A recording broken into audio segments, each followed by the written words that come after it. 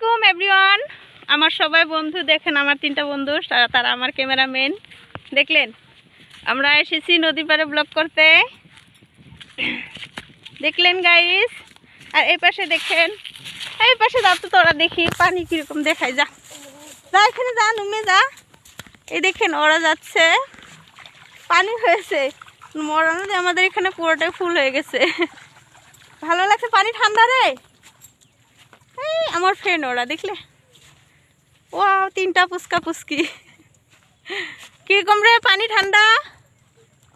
Wow guys, জাল জাল তুলছিস কেন? মানুষের মারবে তোদেরকে।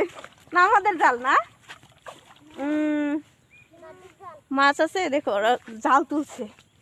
মোর কি মাছ?